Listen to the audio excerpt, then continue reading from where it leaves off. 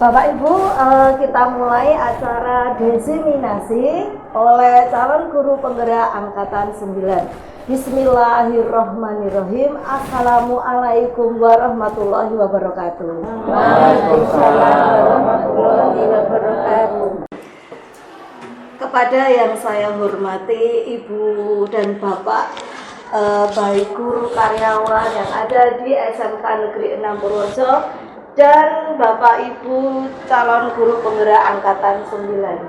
Sebelumnya alhamdulillahirabbil alamin, segala puji syukur kehadirat Allah Subhanahu wa taala yang telah melimpahkan rahmatnya sehingga kita bisa bersama-sama dalam kegiatan diseminasi budaya positif di SMK Negeri 6 Purworejo.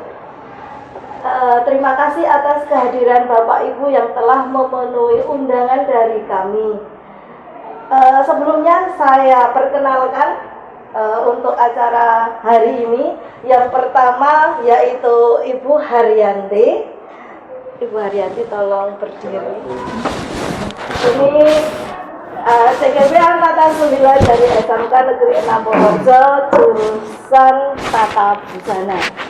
Yang kedua Bapak Widya Adi Pratama, ya ini juga dari SMK Negeri 6 Purworejo, dan saya sendiri yaitu Pujiana.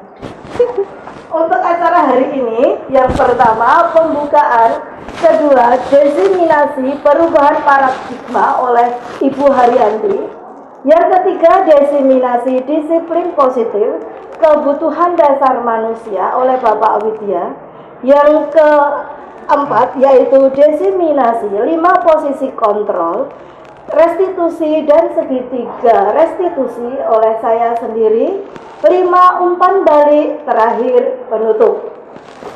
Marilah Bapak Ibu semua, kita mulai acara hari ini dengan membaca basmalah bersama-sama. Bismillahirrahmanirrahim. Untuk selanjutnya yaitu diseminasi perubahan paradigma baru oleh Ibu Haryanti. Ibu Haryanti disilakan.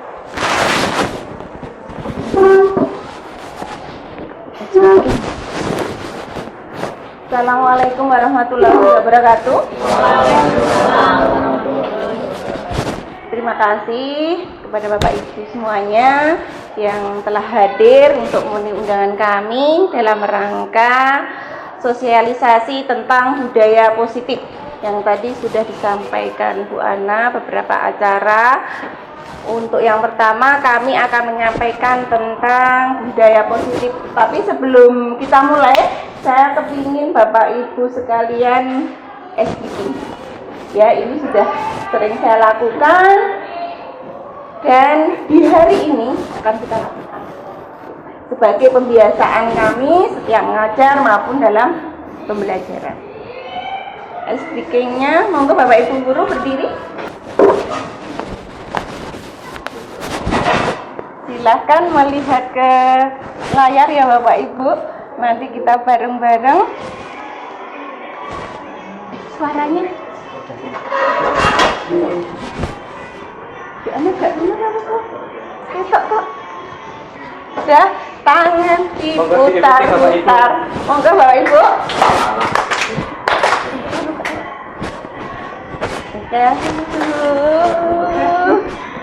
Diputar-putar. Pegang lutut, digoyang-goyang, digoyang-goyang, digoyang-goyang. Putar-putar. Diputar-putar. Diputar-putar. Lutut, digoyang-goyang, digoyang-goyang, digoyang-goyang. Diputar-putar atas, putar-putar ke bawah, putar ke kanan, putar ke kiri.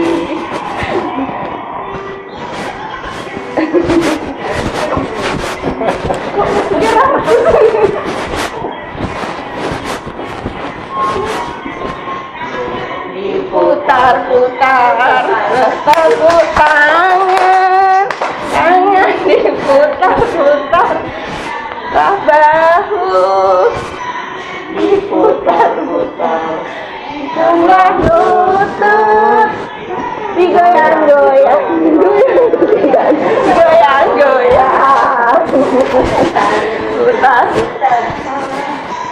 tangan bahu diputar-putar, goyang-goyang, goyang-goyang, putar atas, putar-putar, putar ke bawah, putar-putar ke kanan, putar-putar, putar ke kiri.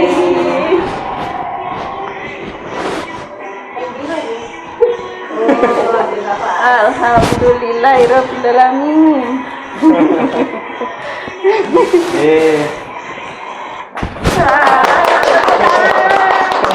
Terima kasih.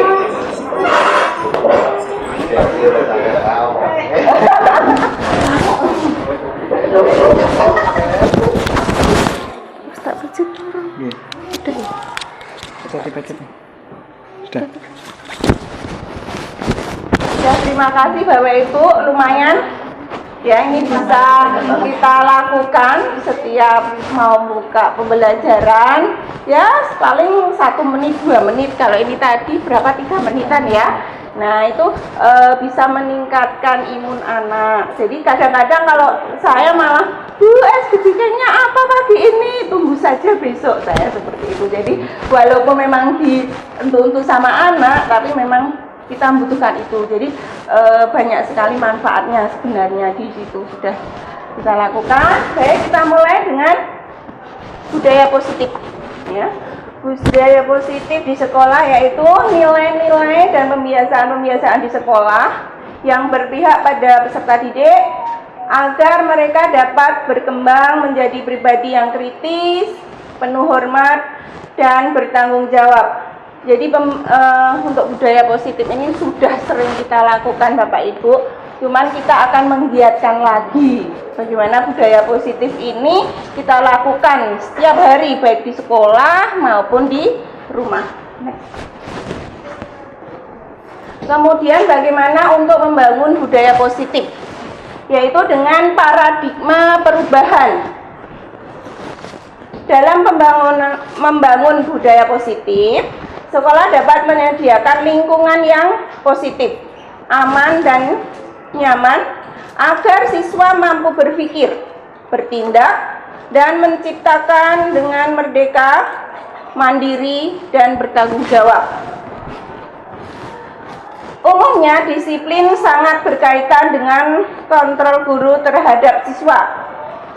Menurut Dr. William Glasser, dalam kontrol teori terdapat beberapa miskonsepsi tentang kontrol, yaitu ilusi bahwa guru mengontrol siswa.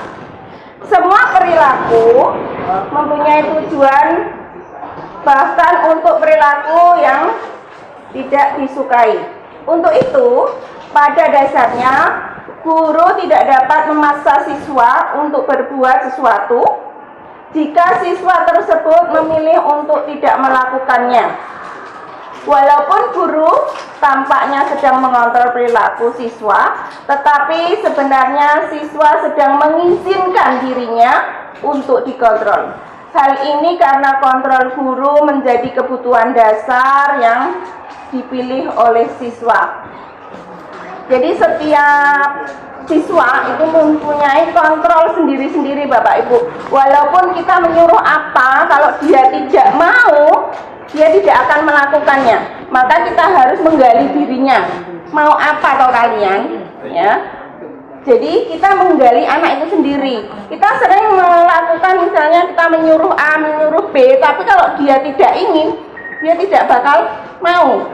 Ya misalnya kita sering menyuruh membersihkan apa, tapi kalau dia tidak mau berasal dari dirinya, dia tidak akan melakukan, bahkan mungkin mau pergi. Makanya harus kita lihat pada anak itu, ya. Jadi anak itu mau enggak, seperti itu kita gali dirinya, ya, tidak hanya disuruh seperti itu. Kemudian selanjutnya ilusi bahwa semua penguatan positif, efektif dan bermanfaat. Penguatan positif merupakan bentuk-bentuk kontrol untuk mempengaruhi siswa agar mengulangi suatu perilaku tertentu. Usaha untuk mengontrol siswa tersebut. Dalam waktu tertentu, kemungkinan siswa tersebut akan menyadari dan mencoba untuk menolak rujukan guru, atau mungkin akan menjadi tergantung pada pendapat guru tersebut. Ini sudah saya ceritakan tadi bahwa kontrol itu yang memegang itu siswa, ya. Walaupun kita menyuruh sesuai kemampuan kita, kalau anak tidak akan mengerjakan ya tidak. Seperti itu, Pak. Kemudian untuk selanjutnya, ilusi bahwa kritik dan membuat orang merasa bersalah dalam penguatan karakter.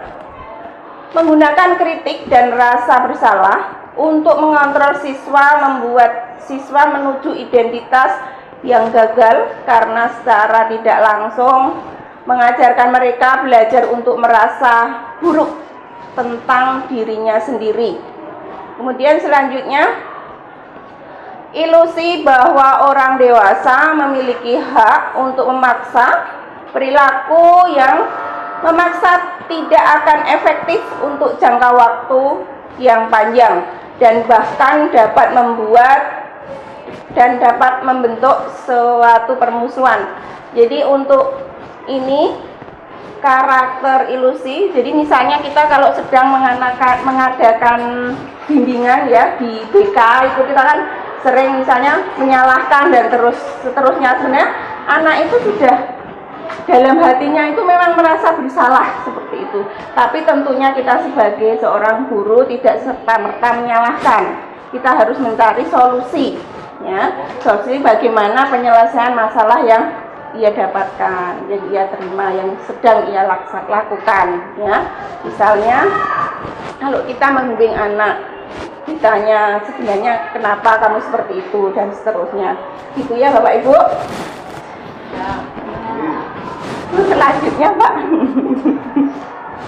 untuk selanjutnya perubahan paradigma selanjutnya yaitu untuk membangun budaya yang positif. Sekolah perlu menyediakan lingkungan yang positif, aman dan nyaman agar murid-murid mampu berpikir, bertindak, menciptakan dengan merdeka, mandiri dan bertanggung jawab. Kemudian lazimnya disiplin dikaitkan dengan kontrol. Dalam hal ini kontrol guru dalam menghadapi murid.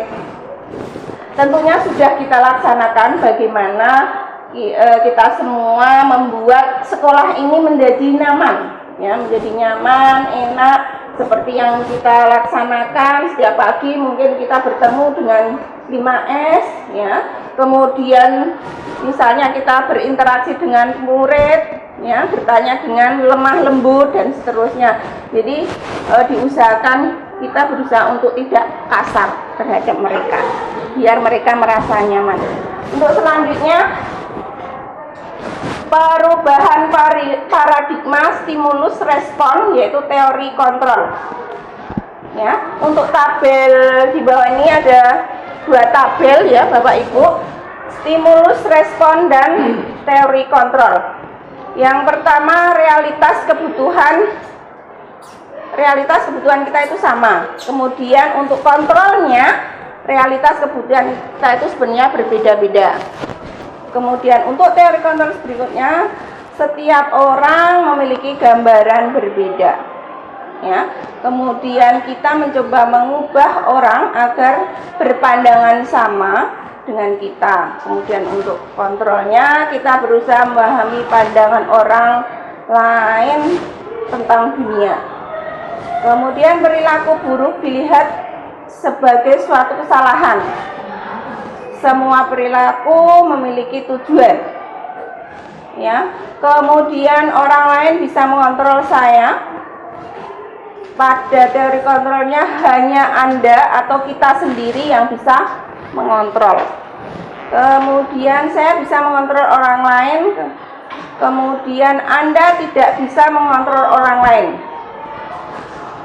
Pemaksaan ada pada satu bujukan gagal, kolaborasi dan konsensus menciptakan pilihan-pilihan baru. Kemudian stimulus respon model berpikir menang atau kalah. Kemudian untuk kontrolnya model berpikir menang dan menang. Jadi setiap kita melakukan paradigma perubahan itu berusaha kita memahami diri kita maupun orang lain. Jadi jangan berpikir bahwa pandangan kita itu sama dengan orang lain, belum tentu. Ya, jadi mesti ada perbedaan. Jadi bagaimana kita menyelaraskan perbedaan itu untuk mendukung kenyamanan, kemudian dalam pembelajaran itu berjalan dengan nyaman, aman, dan berjalan baik. Kemudian untuk contoh soal pembelajaran perubahan paradigma ya Pak ya. Bapak Ibu, ini contoh dari bagaimana kita membuat paradigma perubahan. Ya, kemarin sudah kita laksanakan tentang kontrol posisi ya. Kontrol diri kita. Anda dan teman Anda akan melakukan kegiatan. Cobalah buka. Anda adalah A.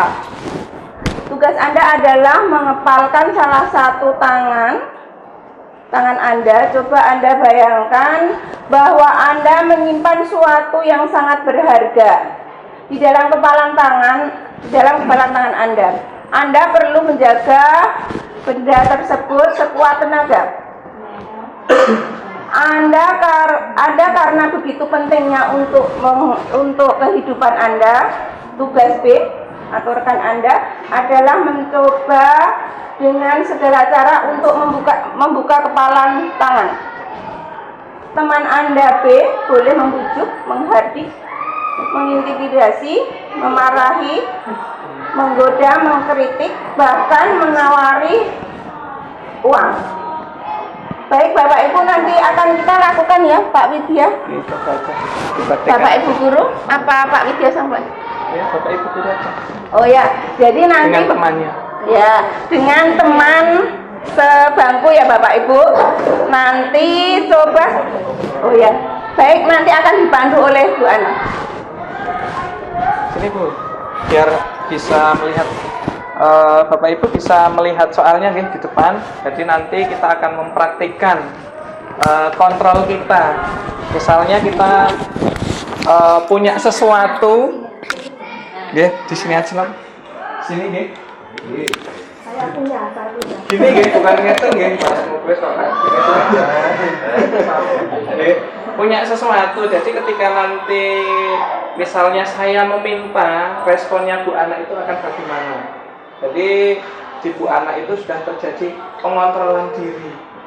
Tergantung nanti misalnya saya karena dekat ya, karena di GP sekarang dekat dengan Bu Ana, minta 100.000 langsung dikasih, nggak masalah gitu. Tapi kalau misalnya ke yang lain, misal ke Pak Rianto atau Pak Muklis minta karena jarang bertemu mungkin tidak boleh seperti itu. Baik, kita coba praktikkan ya. Atau mungkin Bapak Ibu bisa melihat dulu dari apa yang ada di proyektor, nanti bisa istilahnya dipahami dulu. 1 menit cukup untuk baca.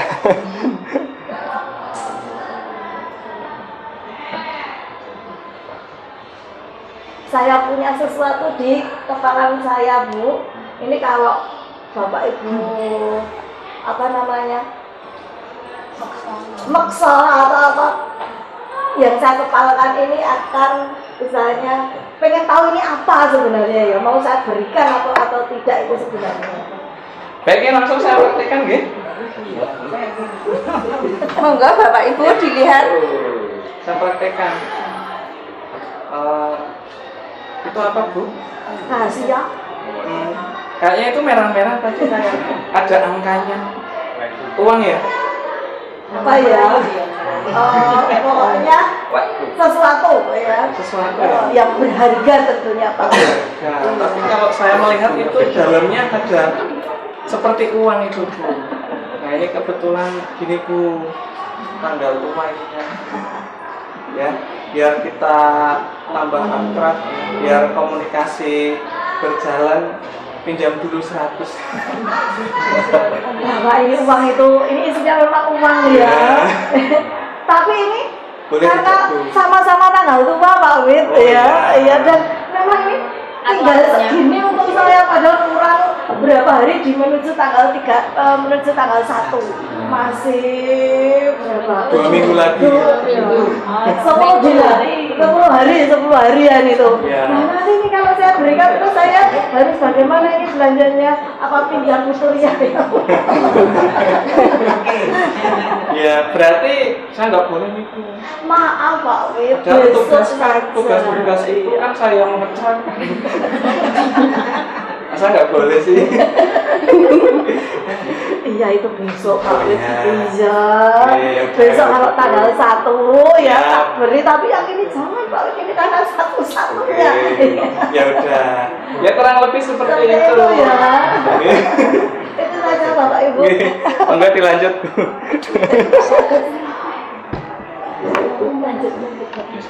Nah, ini kesimpulannya. Ya. Jadi itu tadi Bapak Ibu semua praktek yang sudah kami laksanakan ya.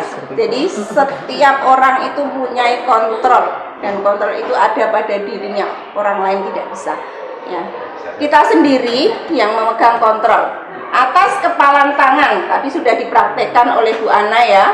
Apakah kita membuka atau menutup kepalan tangan itu tergantung pada diri kita masing-masing sesuai dengan kebutuhan dasar ya yang saat itu ya. Kebutuhannya untuk Nah itu tadi kebutuhannya apa Bu Ana tadi? Kebutuhan bertahan hidup. bertahan Ya untuk bertahan hidup. Jadi tadi Pak Widya sudah menceritakan ini tanggal tua, nggak ada uang mau pinjem, tapi Bu Ana kekeh saya juga sama ini Bu Ana, Pak Wid, ya.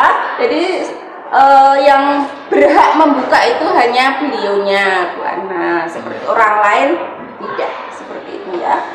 Demikian Bapak Ibu. Selanjutnya, kemudian apa makna disiplin? Nah, Saya.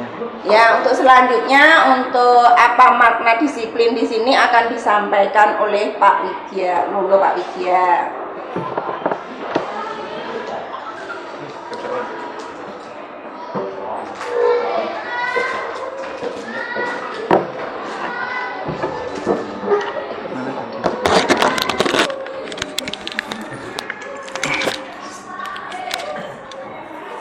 Ini ya.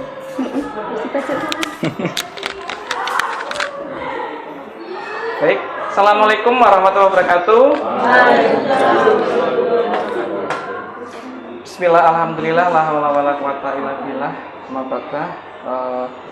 Bapak Ibu yang kami hormati, pada kesempatan hari ini seperti tadi yang sudah diawali oleh Ibu Pujiana, kami bertiga melakukan diseminasi yang berkaitan dengan tugas calon guru penggerak, di mana di dalam isi diseminasi tersebut adalah tentang budaya positif. Tadi di awal Bu Haryanti menyampaikan tentang perubahan paradigma. Untuk selanjutnya pada budaya positif, di dalam budaya positif itu Bapak Ibu ada beberapa materi tentunya. Nah yang pertama tadi adalah perubahan paradigma. Kemudian yang kedua itu adalah tentang disiplin. Nah, disiplin di sini biasanya untuk sekolah itu sudah hampir semua sekolah yang berkaitan dengan pendidikan tentunya selalu menerapkan disiplin nih Bapak Ibu. Jadi yang berkaitan dengan program guru penggerak, disiplin di sini nanti kita hanya istilahnya menguatkan.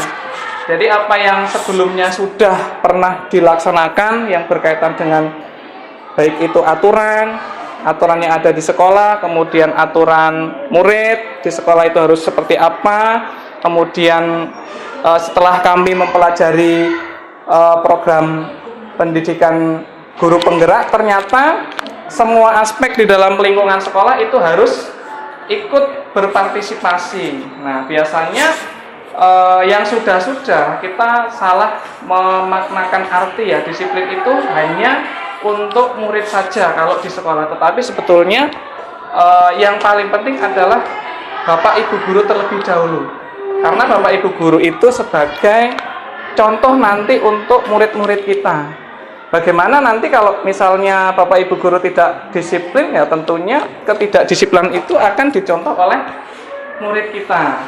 Jadi monggo tugas saya sebagai guru penggerak, nanti calon guru penggerak kalau sudah jadi, mari kita rubah istilahnya paradigma di mana kalau di sekolah itu yang harus disiplin hanya murid.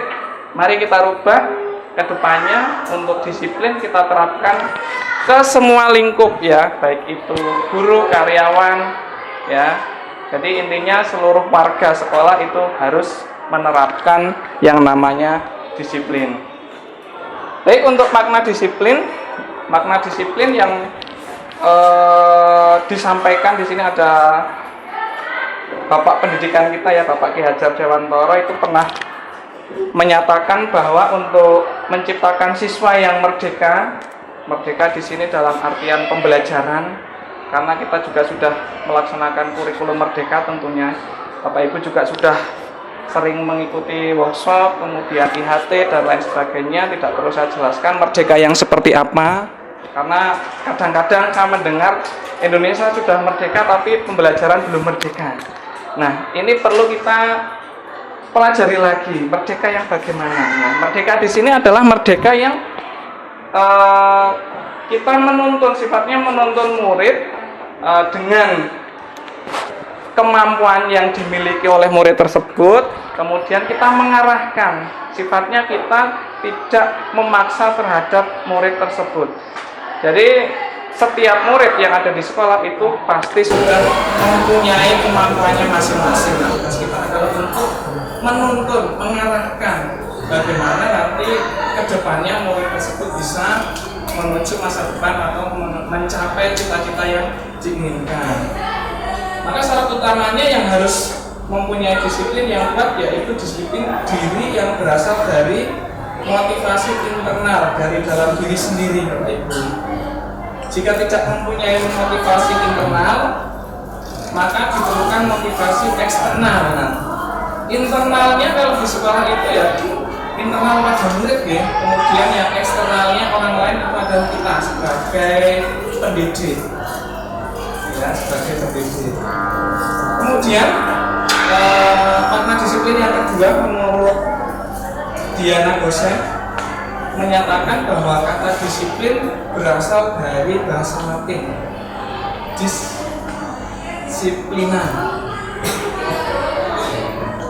yang berarti belajar. Kata disiplina juga berasal dari akar kata yang sama yaitu disiplin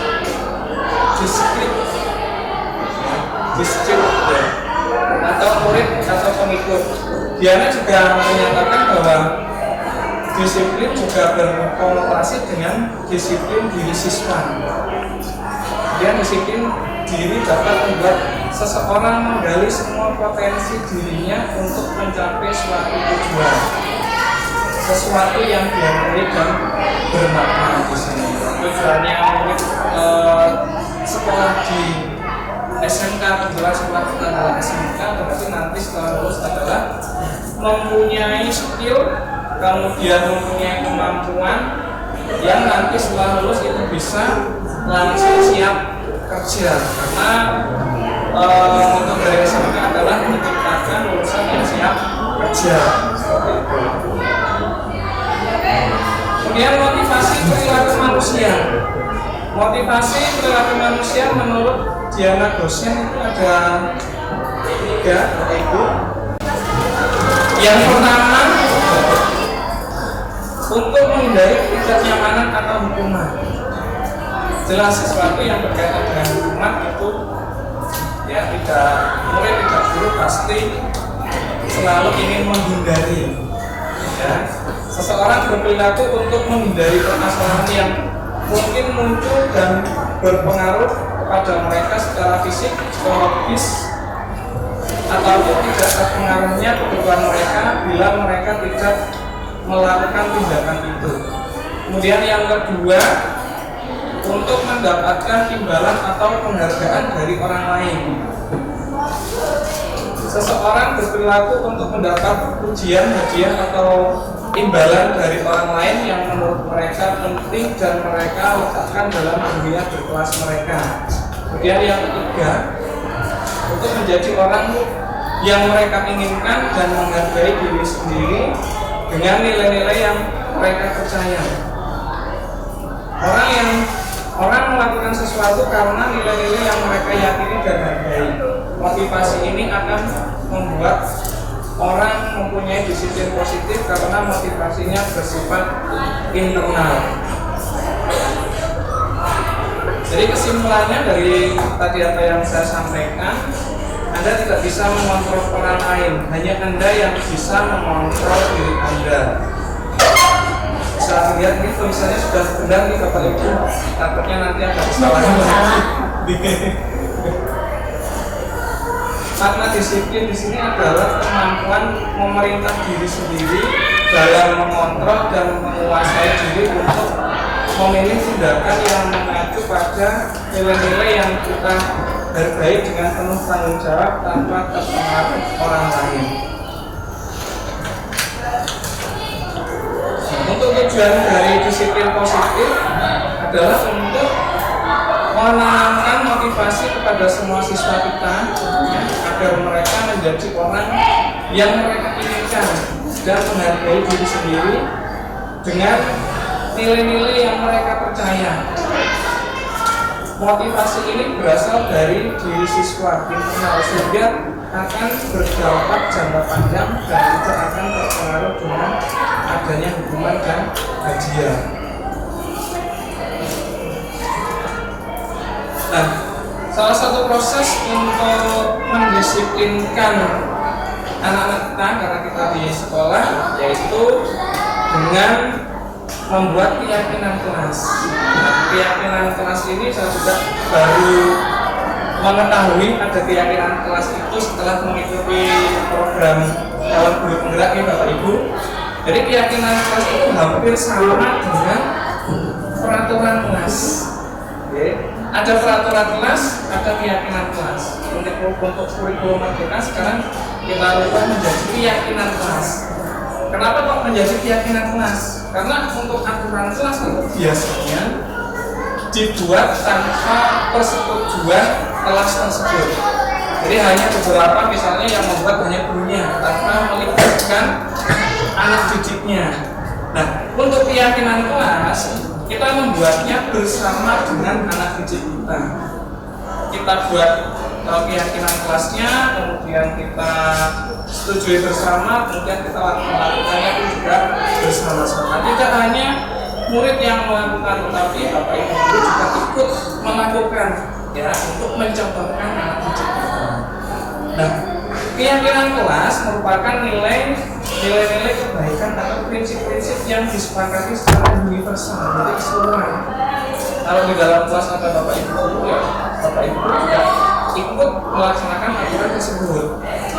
Orang akan lebih semangat atau tergerak untuk melakukan keyakinannya daripada hanya mengikuti aturan. Jelas kalau kita membuat, kita setuju, tentunya kita pasti akan selalu ingat ya aturan apa yang saya usulkan. Nah, kalau kita sudah ikut membuat, tentunya ketika ketika akan melanggar pun juga nanti akan malu dengan diri sendiri dan juga orang lain, itu seperti itu. Nah, untuk membentukkan keyakinan kelas, ya, jadi keyakinan kelas bersifat lebih abstrak daripada peraturan yang lebih rinci dan nyata. Kemudian keyakinan kelas berupa pernyataan-pernyataan universal. Kemudian pernyataan keyakinan kelas selalu dibuat dalam bentuk positif. Nanti ada contohnya Bapak Ibu. Keyakinan kelas harusnya dibuat tidak terlalu banyak. Jelas ya, kalau aturan terlalu banyak itu biasanya kita baca saja aturan yang singkat, tetapi mewakili keseluruhan dari peraturan yang ada di lingkungan kita. Kemudian keyakinan kelas hendaknya sesuatu yang dapat diterapkan di lingkungan itu. Semua anggota kelas hendaknya ikut berkontribusi dalam pembuatan keyakinan kelas melalui kegiatan curah pendapat. Ini seperti yang sudah saya sampaikan. Semua anggota kelas bersedia meninjau kembali keyakinan kelas dari waktu ke waktu. Nah, untuk pembuatan keyakinan kelas ada beberapa langkah. Yang pertama itu memberikan kesempatan kepada semua siswa untuk berpendapat tentang peraturan yang perlu disepakati di kelas. Nah, ini biasanya ketika awal pembelajaran atau awal sebelum melakukan pembelajaran jam pelajaran. Kalau saya sendiri biasanya ketika barengan dengan kegiatan yang lain dan itu tidak bisa ditinggalkan, saya masuk, saya buat keyakinan kelas terlebih dahulu. Kegiatan hari ini kita mau apa, kemudian kita sepakati hal-hal apa yang nantinya tidak boleh kita langgar. Kemudian untuk tugas nanti ada deadline-nya, kalau tidak mengumpulkan harus bagaimana, itu seperti itu. Kemudian mencatat semua masukan siswa di papan tulis atau di kertas besar sehingga semua siswa bisa melihatnya. Kemudian menyusun keyakinan kelas sesuai prosedur pembentukan keyakinan kelas. Ubah kalimat negatif menjadi kalimat positif. Ini contohnya, jangan berlari di kelas menjadi berjalanlah di kelas. Atau mungkin ada contoh yang lain. Kemarin apa itu contohnya? Misalnya untuk saling menghormati, ada biasanya kita yang memanggil temannya itu dengan sebutan nama orang tuanya. Nah, itu juga bisa nanti konotasinya kan masih negatif. Kita buat ke positifnya. Untuk positifnya gimana? Oh, bisa saling menghormati antar teman. Nah, kalau yang negatif kan jangan memanggil nama dengan sebutan nama orang tua, itu negatifnya. Positifnya saling menghormati antar teman, itu kata-katanya seperti itu. Jadi lebih diperhalus lagi agar supaya anak bisa menerima kata-kata tersebut. Kemudian meninjau kembali daftar pendapat yang telah dicatat, kemudian mengajak siswa untuk mencari nilai kebajikan atau keyakinan yang menjadi inti peraturan tersebut. Nah, ini ada contoh lagi, berjalan di kelas, kemudian mendengarkan guru dan datang tepat waktu bisa disarikan menjadi satu keyakinan, yaitu saling menghormati. Ya, karena prinsip dari keyakinan kelas itu berarti aturannya yang dibuat atau keyakinan yang dibuat itu tidak terlalu banyak, tetapi lebih ringkas ya. Jadi tadi contohnya kata-katanya. Kemudian meninjau ulang keyakinan kelas secara bersama-sama. Hendaknya keyakinan kelas tidak terlalu banyak. Setelah keyakinan kelas selesai dibuat, maka semua anggota kelas dapat meninjau ulang dan menyetujuinya dengan menandatanganinya, guru dan siswa. Tidak hanya murid saja, tapi guru juga dilibatkan nanti. Keyakinan kelas dapat ditempel di dinding kelas agar mudah untuk dilihat. Berarti ini tanggung jawab dari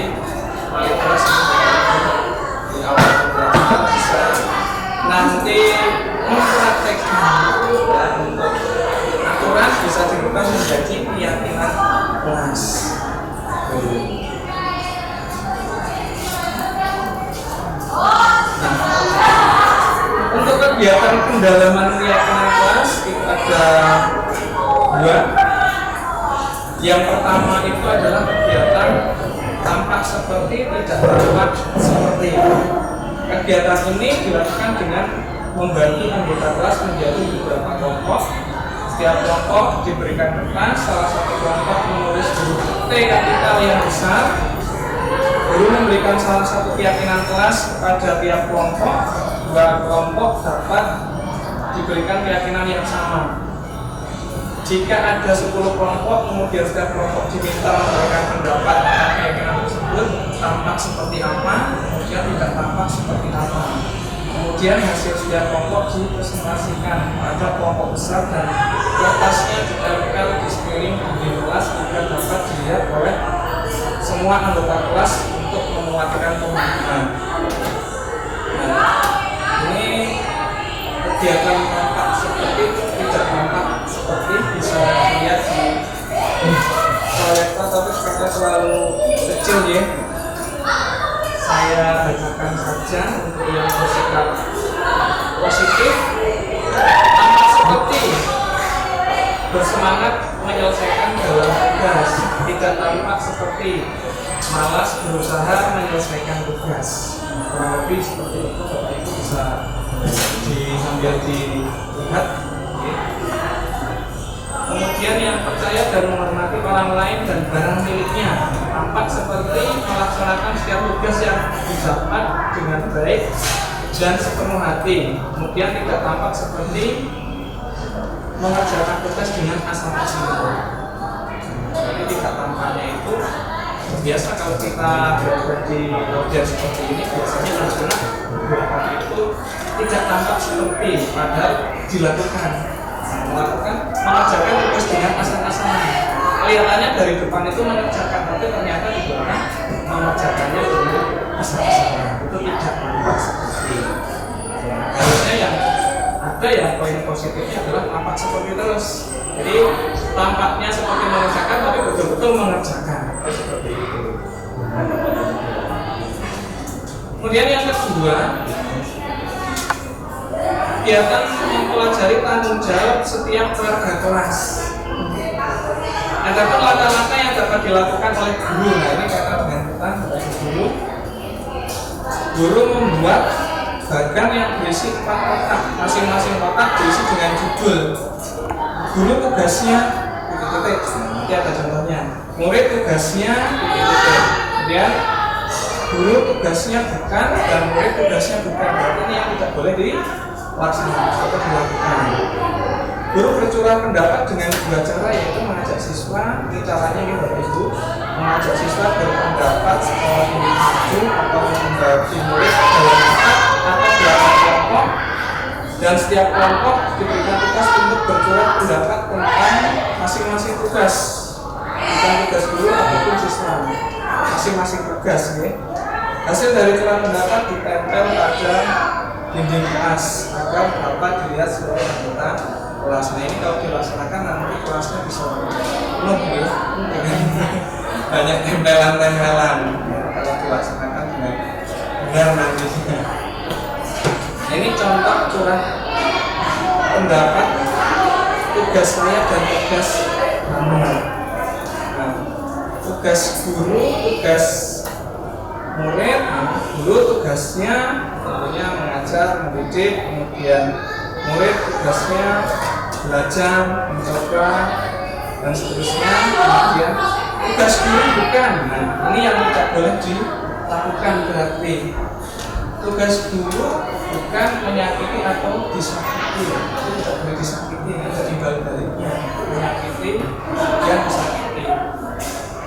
Kemudian memaksa kamu untuk belajar. Padahal tugas siswa adalah untuk belajar, tapi aturannya tidak boleh dipaksa. Jadi ketika nanti proses pembelajaran sudah kelihatan jenuh, kita selingi dengan ya permainan atau istirahat dulu, boleh seperti itu. Jadi agar anak tidak terasa jenuh.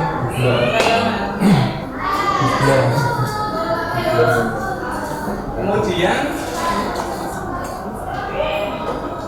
dalam penerapan keyakinan kelas, jika terjadi pelanggaran, tentunya akan ada sanksi hukuman atau restitusi. Hukuman merupakan identitas gagal dan disiplin merupakan identitas berhasil.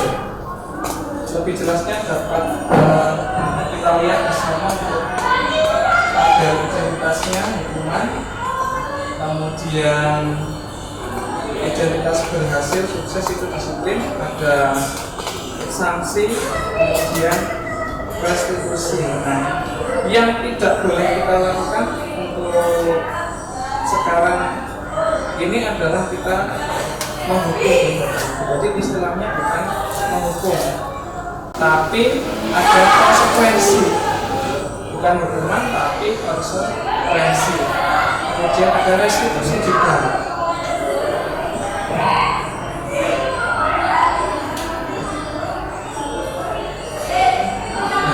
Untuk hukuman itu bersifat tiba-tiba atau tidak terencana. Siswa tidak tahu apa yang akan terjadi dan tidak dilibatkan. Di samping itu, hukuman hanya bersifat satu arah dari guru yang memberikan dan siswa hanya menerima hukuman tersebut tanpa suatu diskusi. Nah, ini kalau hukuman berupa fisik maupun verbal akan membuat siswa tersakiti. Jadi kalau menghukum dengan fisik itu ternyata yang sudah kita laksanakan dulu itu ternyata akan berdampak pada siswa akan tersakiti. Karena timbulnya dendam terhadap yang memberi hukuman. Sedangkan disiplin dalam bentuk sanksi atau konsekuensi sudah terencana atau sudah dibahas. Itu tadi contohnya keyakinan kelas. Ya, jadi jika ada yang melanggar, tinggal kita kembalikan pada keyakinan kelas yang sudah kita sepakati bersama. Ya, kalau sifatnya istilahnya ada keyakinan kelas itu berarti berproses, tapi kalau hukuman itu secara tiba-tiba dan hanya satu orang atau ibu guru saja.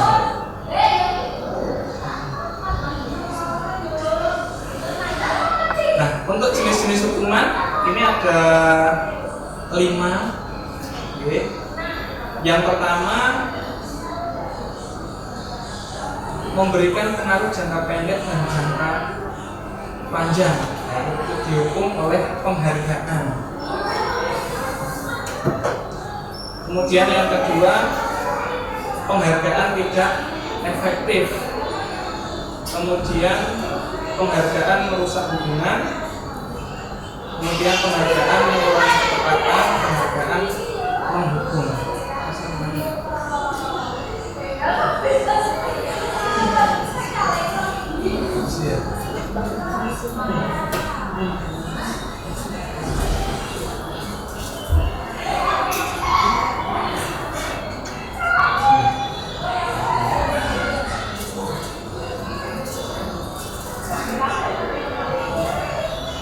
Nah, ini ada contohnya Bapak Ibu ketika kita menangani sebuah kasus, saya bacakan untuk kasusnya. Ibu Ani, guru kelas 5 SD Pelita Hati, sedang bingung menghadapi ulah salah satu murid di kelasnya, Agus. Beberapa anak telah datang dan mengeluhkan Agus yang seringkali meminta bekal makan siang mereka dengan paksa. Jika Anda menghadapi situasi seperti Ibu Ani, apa yang akan Anda lakukan? Menurut Anda, kira-kira apa alasan Agus melakukan hal itu? Agus. Nah, dalam konteks penerapan disiplin positif, Ibu Ani sebaiknya mencari tahu alasan Agus melakukan tindakan tersebut agar mengetahui kebutuhan mana yang sedang berusaha dipenuhi oleh Agus. Nah, ini tadi lagi pada kebutuhan dasar manusia. Ada 5 dasar kebutuhan manusia. Yang pertama itu adalah kebutuhan bertahan hidup, kemudian penguasaan, kemudian kasih sayang dan rasa diterima, kemudian kesenangan dan kebebasan.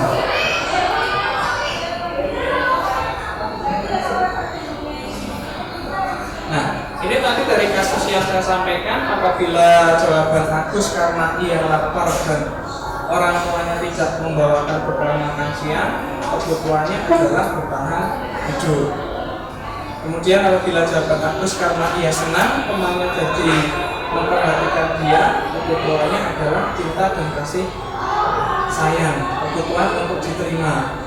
Kemudian apabila jawaban Agus adalah dia merasa hebat karena temannya jadi takut dan menuruti keinginannya, kebutuhannya adalah penguasaan pengakuan atas kemampuan. Kemudian apabila jawaban Agus karena dia merasa bosan dengan bekal yang dibawakan ibunya karena selalu membawa bekal yang sama, kebutuhannya adalah kebebasan, kebutuhan akan pilihan. Yang terakhir, apabila jawaban Agus adalah karena iseng saja dan dia menikmati ekspresi wajah bermainnya yang kesal karena diambil makanannya, kebutuhannya adalah kesenangan. Berarti ini ada kaitannya dengan mungkin penanganan kasus di KNIPP Bapak Ibu mungkin sudah paham kaitan dengan penanganan kasus. Ya, Bapak Ibu yang lain yang masih kurang memahami tiap anak itu berbeda. Jadi kasusnya seperti apa, penanganannya nanti juga kita bedakan, tidak kita samaratakan.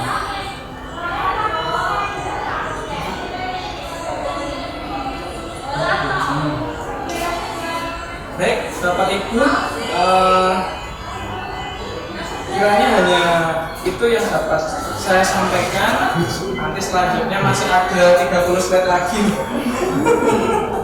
akan disampaikan oleh Ibu Pujiana. Monggo bisa sambil disambi yang ada di depannya, monggo biar tidak ngantuk. Atau mungkin sebentar lagi ada ice breaking nanti dengan spesialisnya itu Bu Pujiana biar tidak ngantuk. Terima kasih Bapak Ibu.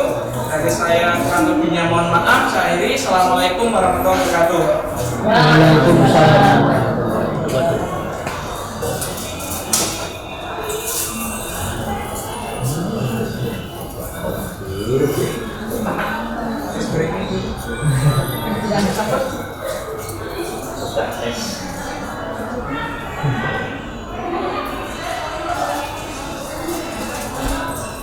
Terima kasih Bapak Ibu ya.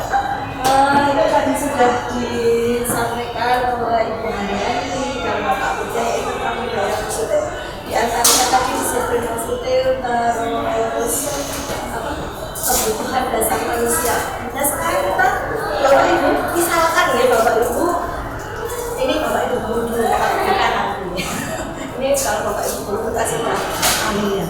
Jika ada yang tidak mengerjakan PR, kalau Bapak Ibu tuliskan di situ ya, apa yang Bapak Ibu lakukan ya, ini tidak mengerjakan tugas ya.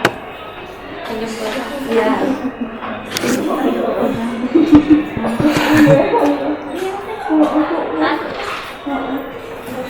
Ini kalau Pak Wiyanto itu siswa tidak mengembalikan alat pada tempatnya.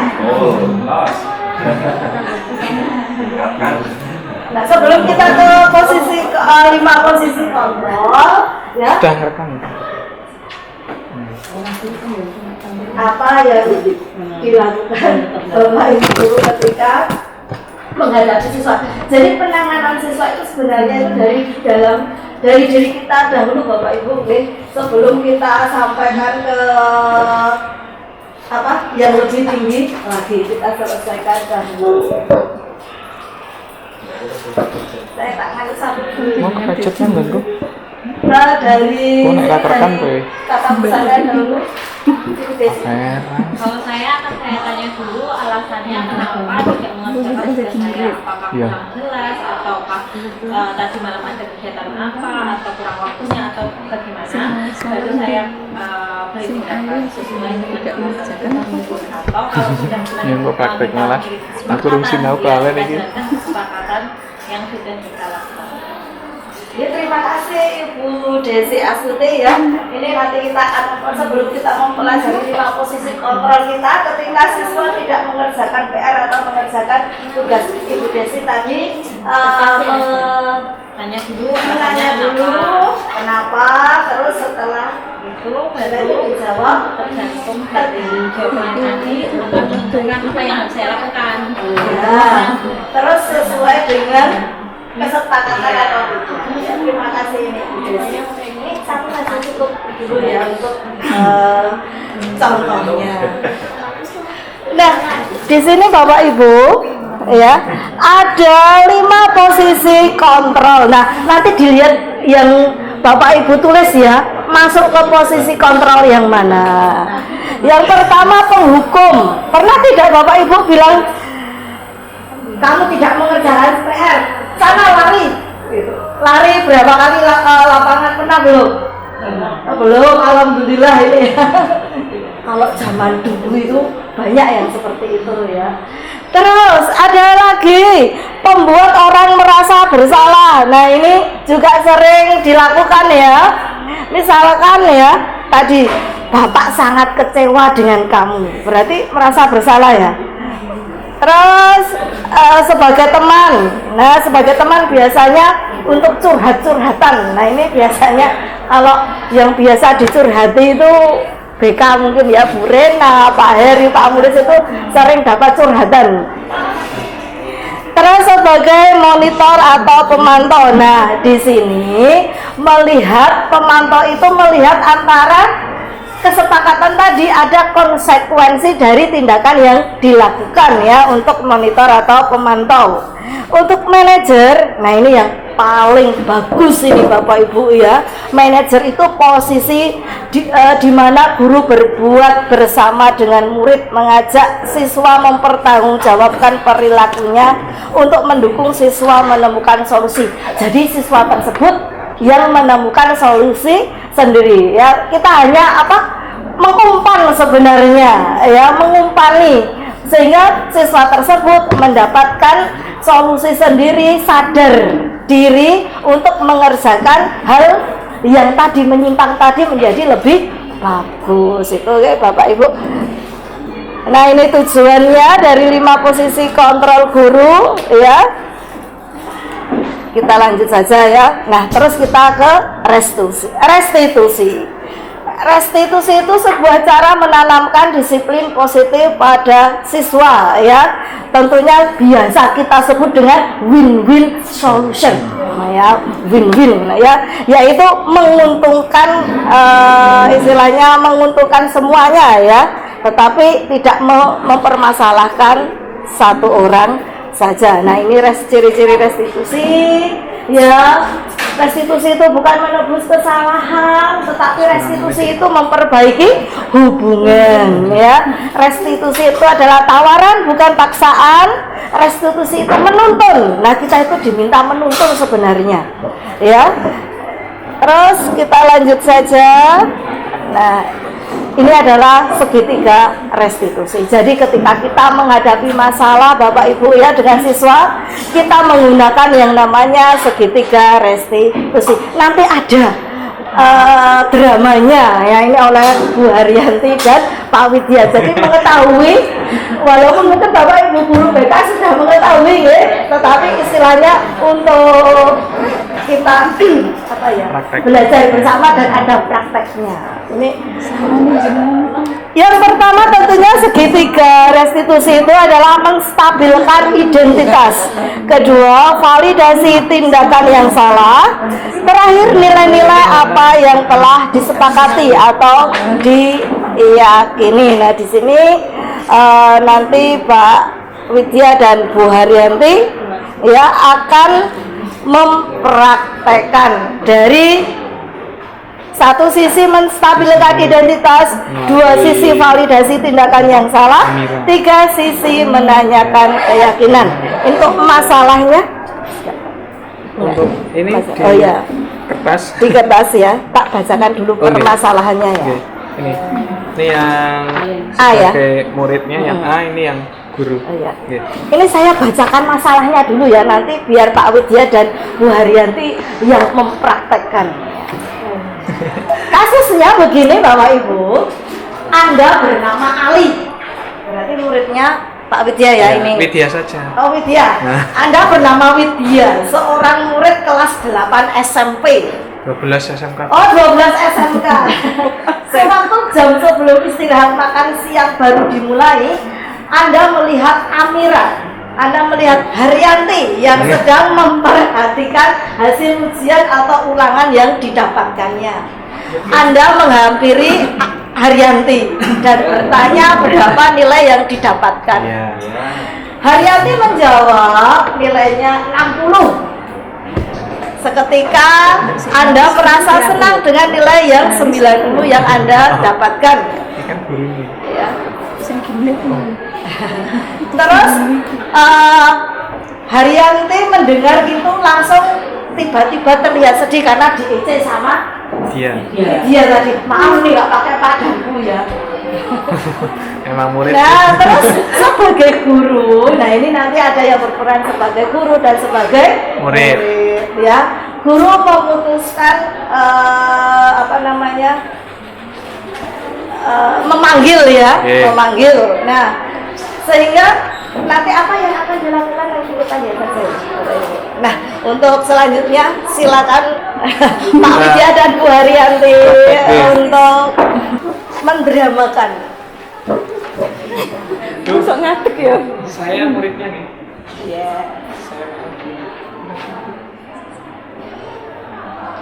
Oh, kalian. Iya. Iya.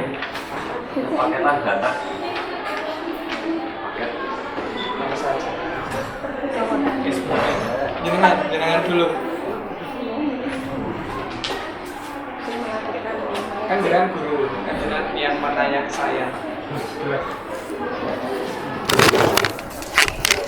Panggilnya gimana? Widya, sini sebentar. Kamu ada waktu kan buat ibu? Iya Bu, kalau sama Bu Haryanti pasti selalu ada waktu. Ya, terima kasih. Kamu memang anak yang baik. Ya. Nah, dari tadi saya perhatikan kamu ngapain sama temenmu? Oh sama Amira Bu, tadi saya cuma menanya saja nilainya. Terus kamu tanya tentang apa? Kok dia sampai seperti itu? Iya saya tanya nilai kamu berapa? Katanya 60, kalah dong sama saya dapat 90 Bu. Oh begitu ya.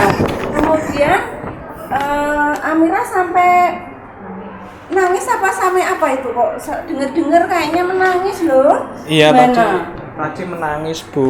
Oh Gitu. menangis. Terus kamu melakukan apa dengan Amira? Ya karena mungkin awalnya saya merasa bangga ya Bu, karena nilai saya kan lebih tinggi daripada nilai Amira.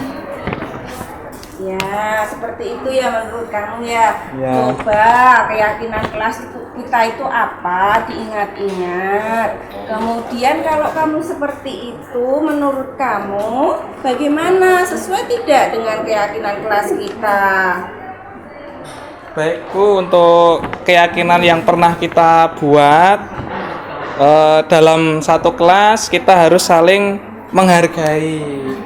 Ya, saya belum melakukan keyakinan kelas itu Bu. Saya minta maaf karena tadi sudah membuat Amira menjadi menangis. Ya, tidak apa-apa. Setiap orang, kita semua itu tempatnya mungkin salah.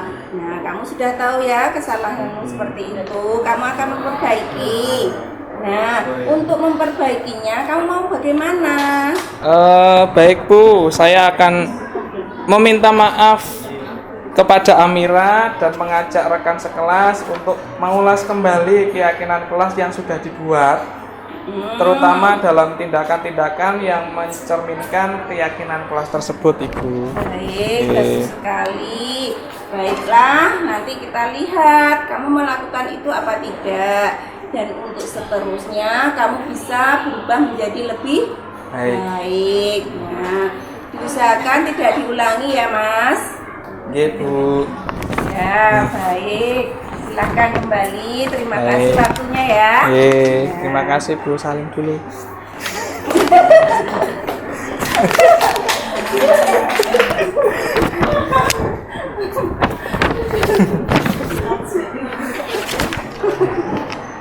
Terima kasih. Nah, sekarang kita pura-puranya jadi observer ya Bapak Ibu ya.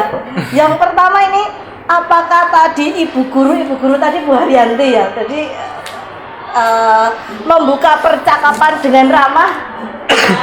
Bu Haryanti itu selalu ramah ya. Kapan marahnya itu nggak ada ya. Terus ya, apakah Bu Guru tadi menggali cerita dari sudut pandang murid? Ya. Apakah Ibu Guru menggali alasan murid dalam melakukan tindakan tersebut? Ya. Iya Mama nih. Iya Mama. Apakah Ibu Guru menggunakan tahapan pertama dari restitusi? Tadi untuk pertama menstabilkan identitas ya. Ya. Ya itu tadi dengan kata apa ya?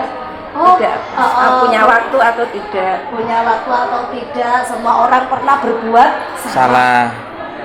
Terus yang kedua, menggunakan tahapan kedua dari segitiga restitusi, validasi tindakan yang salah ya.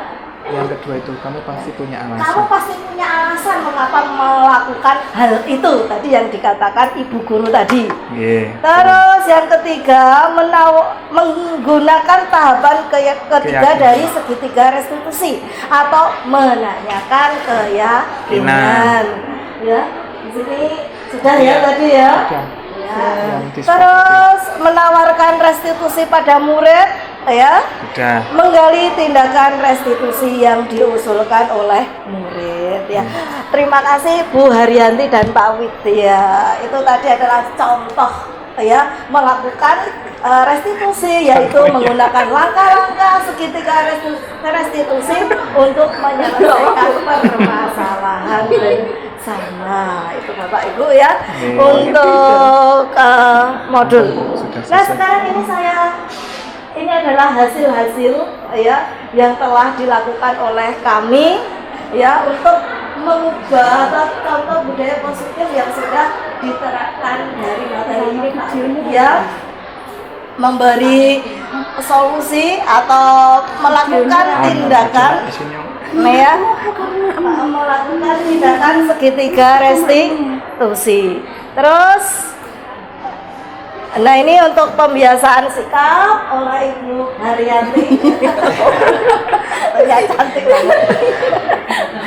Kurang gede tapi ya. Kurang besar. Nah. Ini pembiasaan sikap ya, gotong royong. Ini saya memang kolaborasi dengan Ibu Turiah sesuai pelajarannya PKN. Nah ya kita kolaborasi.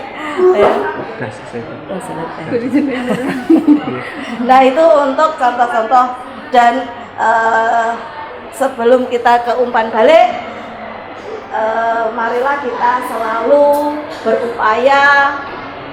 Kami mengajak Bapak Ibu Guru semua ya memulai dari awal.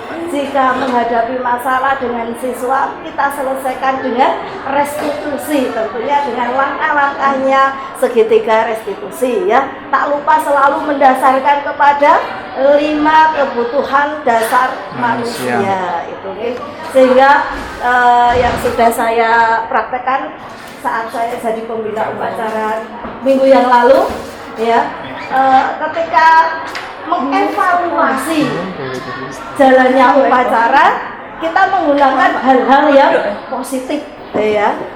Mungkin bisa di besok jika Bapak Ibu Guru jadi apa ya, narasumber atau apa ya, jadi saat pembelajaran, jadi pemimpin pembelajaran, kita ambil nilai-nilai positif yang ada pada siswa, sehingga jangan lihat negatifnya dahulu. Kepada siapapun kita harus melihat segi positifnya dahulu. Itu saja Bapak Ibu. Nah terakhir kita umpan balik ya. umpan balik kalau di yang atas yang sudah saya berikan, umpan balik kepada kami, saya usianya Pak Widya, Bu Haryanti, ya, tolong beri umpan balik kepada desiminasi kami tentang budaya positif pada hari ini. Nanti kita bacakan satu aja ya, sampel satu atau dua. Baik-baik saja Bu, Bapak Ibu. Baik-baik. Semoga bisa istilahnya Bapak Ibu Perlu ditingkatkan. iya. Kalau ada yang baik dari kami bisa di apa ya, nek dicontoh kayak ini terlalu bagus sekali kita ya. Lanjutkan saja. Iya, dilanjutkan kegiatan positif Bapak Ibu guru semua. Sampun Bu, salah satu aja. Satu aja. Terus arum.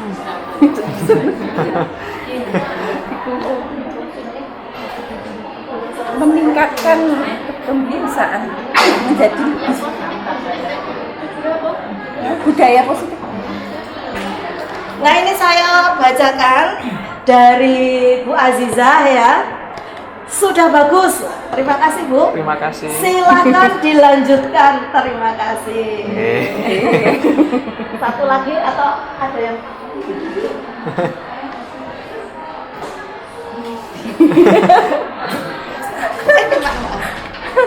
ini dari Ibu Tiara.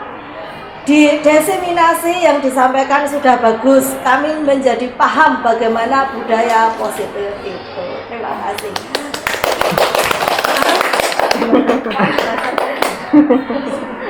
Sampun Bu. Akhirnya saya. Pemateri telah memberikan penjelasan dan contoh-contoh kasusnya secara runtut sehingga memudahkan pemahaman peserta. Terima kasih. Baik Bapak Ibu Guru, terima kasih atas kegiatan desiminasi hari ini ya, partisipasinya karena sudah selesai ya.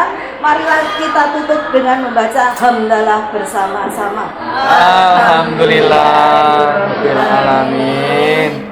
Masih di tempat sebentar. Ditutup dulu, ditutup terus disampaikan. Iya, marilah kita tadi sudah ditutup ya. Terima kasih atas partisipasinya. Mohon maaf jika banyak salah dari kami bertiga. Ya, saya akhiri. Wassalamualaikum warahmatullahi wabarakatuh. Waalaikumsalam